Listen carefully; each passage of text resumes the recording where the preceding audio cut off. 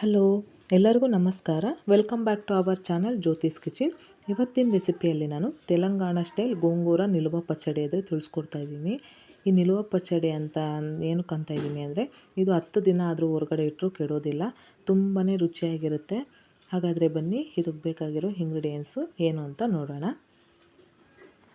ನಾನಿಲ್ಲಿ ಮೀಡಿಯಮ್ 2 ಕಟ್ಟು ಗೋಂಗೂರ ಸೊಪ್ಪನ್ನು ತಗೊಂಡಿದ್ದೀನಿ.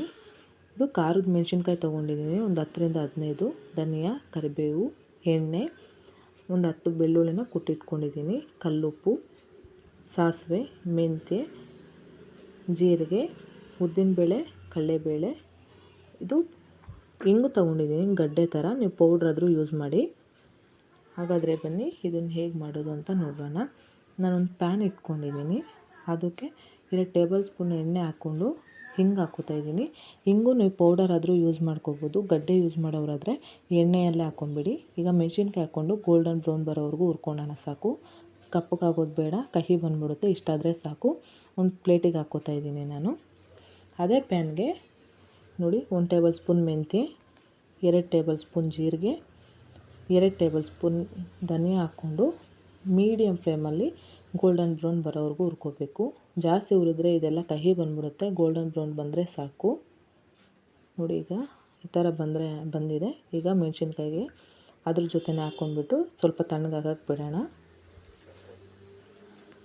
ಅದೇ ಪ್ಯಾನ್ಗೆ ಇನ್ನೂ 2 ಟೇಬಲ್ ಸ್ಪೂನ್ ಎಣ್ಣೆ ಹಾಕ್ಕೊಂಡು ಗೋಂಗೂರ ಸೊಪ್ಪನ್ನ ಇಟ್ಕೋತಾ ಇದ್ದೀನಿ ಕುದಿಯೋದಕ್ಕೆ.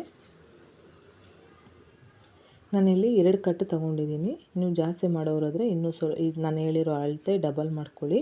ಒಂದೇ ಕಟ್ಟಲ್ಲಿ ಮಾಡೋರಾದರೆ ನಾನು ಹೇಳಿರೋದ್ರಲ್ಲಿ ಕಮ್ಮಿ ಅಳತೆ ತೊಗೊಳ್ಳಿ. ನೋಡಿ, ಇದನ್ನು ಕೆಲವರು ಮಿಕ್ಸಿನೂ ಮಾಡ್ಕೊಂಡು ಮಾಡ್ತಾರೆ, ಅದು ಅಷ್ಟು ಚೆನ್ನಾಗಿರಲ್ಲ. ಇದೇ ಥರನೇ ನಾವು ಕುದಿಸ್ಕೊಂಡು ಮಾಡಿಬಿಟ್ರೆ ಸಾಕು, ಸ್ಮ್ಯಾಶ್ ಆಗಿಬಿಡುತ್ತೆ. ಇದು ನಾವೇನು ಮಿಕ್ಸಿ ಮಾಡೋ ಕೆಲಸನೇ ಇರಲ್ಲ, ಸೌಟಲ್ಲೇ ಸ್ಮ್ಯಾಶ್ ಮಾಡ್ತಾ ಇರ್ಬೋದು. ನೋಡಿ, ಈ ಥರ ಲೋ ಫ್ಲೇಮಲ್ಲಿ ಅದನ್ನು ಇಟ್ಬಿಟ್ಟು ಈಗ ತಣ್ಣಗಾಗಿರುತ್ತಲ್ಲ ಮಸಾಲೆ, ಅದನ್ನು ರುಬ್ಕೊಳ್ಳೋಣ. ಇದು ಸ್ವಲ್ಪ ಖಾರ ಇದ್ರೇ ಚೆನ್ನಾಗಿರುತ್ತೆ, ಯಾಕಂದರೆ ಇದು ಹುಳಿ ಜಾಸ್ತಿ ಇರುತ್ತೆ ಗೋಂಗೂರ, ಅದಕ್ಕೆ ಸ್ವಲ್ಪ ನಾನು ಖಾರ ಇಡ್ತಾಯಿದ್ದೀನಿ. ನೋಡಿ, ಈ ಥರ ತರಿಯಾಗಿ ರುಬ್ಕೊಂಡ್ಬಿಟ್ಟು ಅದಕ್ಕೆ ಕಲ್ಲುಪ್ಪು ಹಾಕ್ಕೊಂಡು ಇನ್ನೊಂದು ಸಲ ನಾವು ರುಬ್ಕೊಳ್ಳೋಣ. ಜಾಸ್ತಿ ನುಣ್ಣಗಾಗೋದೇನು ಬೇಕಾಗಿರಲ್ಲ ಇದು. ನೋಡಿ, ಈ ಥರ ಇದ್ದರೆ ಸಾಕು. ಈಗ ನೋಡಿ, ಕುದ್ದಿದೆ ಇದು ಗೋಂಗೂರ. ಈಗ ನಾವು ರುಬ್ಬಿಟ್ಕೊಂಡಿರೋ ಮಸಾಲೆನ ಇದಕ್ಕೆ ಹಾಕ್ಕೊಂಡು ಒಂದು 5 ನಿಮಿಷ ಇದನ್ನು ಚೆನ್ನಾಗಿ ಕಲಿಸ್ಕೊಬೇಕು. ಈ ಮಸಾಲೆ ಎಲ್ಲ ಗೋಂಗೂರ ಇಟ್ಕೋಬೇಕು. ಅಲ್ಲಿವರೆಗೂ ಲೋ ಫ್ಲೇಮಲ್ಲೇ ಇಟ್ಕೊಬೇಕು, ಹೈ ಫ್ಲೇಮಲ್ಲೂ ಮೀಡಿಯಮಲ್ಲೂ ಇಡಬೇಡಿ. ಲೋ ಫ್ಲೇಮಲ್ಲಿ ಇಟ್ಕೊಂಡು ಚೆನ್ನಾಗಿ ಈ ಥರ ಕಲಿಸ್ಕೊಳ್ಳಿ. ಇದೆಲ್ಲ ಚೆನ್ನಾಗಿ ಮಿಕ್ಸ್ ಆದಮೇಲೆ ಅದೇ ಪ್ಯಾನ್ನ ಬಿಡುತ್ತೆ ಗೋಂಗೂರ, ಅಲ್ಲಿವರೆಗೂ ಲೋ ಫ್ಲೇಮಲ್ಲೇ ನಾವು ಈ ಥರ ಚೆನ್ನಾಗಿ ಕಲಿಸ್ಕೊಂಡ್ರೆ ನೋಡಿ ಈ ಥರ ಆಗಿದೆ. ಇವಾಗ ಅದೊಂದು ಸೈಡಿಗೆ ಇಟ್ಟು ಚಿಕ್ಕದೊಂದು ಕಡಾಯಿ ಇಟ್ಕೊಂಡು ಈಗ ಒಗ್ಗರಣೆ ಮಾಡ್ಕೊಳ್ಳೋಣ. ಇಲ್ಲಿ 4 ಟೇಬಲ್ ಸ್ಪೂನ್ ಆಗುವಷ್ಟು ನಾನು ಎಣ್ಣೆ ತೊಗೊಂಡಿದ್ದೀನಿ ಇದಕ್ಕೆ. ಅದು ಬಿಸಿ ಆದಮೇಲೆ 1 ಟೇಬಲ್ ಸ್ಪೂನ್ ಸಾಸಿವೆ, 1 ಟೇಬಲ್ ಸ್ಪೂನ್ ಜೀರಿಗೆ, ಉದ್ದಿನಬೇಳೆ 1 ಟೇಬಲ್ ಸ್ಪೂನ್, ಕಡಲೆಬೇಳೆ 1 ಟೇಬಲ್ ಸ್ಪೂನ್ ಹಾಕ್ಕೊಂಡು ಸ್ವಲ್ಪ ಹುರಿದಾದ್ಮೇಲೆ ಒಂದು 10 ಬೆಳ್ಳುಳ್ಳಿನ ಜಜ್ಜಿಟ್ಕೊಂಡು ಹಾಕೋತಾ ಇದ್ದೀನಿ. ಇದಕ್ಕೆ ಬೆಳ್ಳುಳ್ಳಿ ಹಾಕಿದ್ರೆ ತುಂಬಾ ಟೇಸ್ಟಿಯಾಗಿರುತ್ತೆ, ಸ್ವಲ್ಪ ಜಾಸ್ತಿನೇ ಹಾಕ್ಕೊಳ್ಳಿ. ಕರಿಬೇವು ನೋಡಿ, ಒಂದೇ ಒಂದು ಬ್ಯಾಡಗೆ ಮೆಣಸಿನ್ಕಾಯಿ ಹಾಕ್ಕೋತಾ ಇದ್ದೀನಿ. ಇದನ್ನು ಸ್ವಲ್ಪ ಗೋಲ್ಡನ್ ಬ್ರೌನ್ ಬರೋವರೆಗೂ ಹುರ್ಕೊಳ್ಳೋಣ. ಸಾಕು. ನೋಡಿ, ಈ ಥರ ಆದರೆ ಇವಾಗ ಸೈಡಿಗೆ ಇಟ್ಟಿದ್ವಲ್ಲ ಗೋಂಗೂರನ, ಅದಕ್ಕೆ ಮಿಕ್ಸ್ ಮಾಡ್ಕೊಳ್ಳೋಣ. ಗ್ಯಾಸ್ ಆಫ್ ಮಾಡಿ ಮಿಕ್ಸ್ ಮಾಡ್ಕೊಳ್ಳಿ. ಈ ಥರ ಮಿಕ್ಸ್ ಮಾಡೋವಾಗೇನು ಗ್ಯಾಸ್ ಆನ್ ಇರೋದೇನು ಬೇಕಾಗಿರಲ್ಲ. ನೋಡಿ, ಇದು ತುಂಬಾ ರುಚಿಯಾಗಿರುತ್ತೆ ಈ ಗೋಂಗೂರ. ನೀವು ಮನೇಲಿ ಒಂದು ಸಲ ಟ್ರೈ ಮಾಡಿ ಹೇಗೆ ಬಂದಿದೆ ಅಂತ ನನಗೆ ಹೇಳಿ.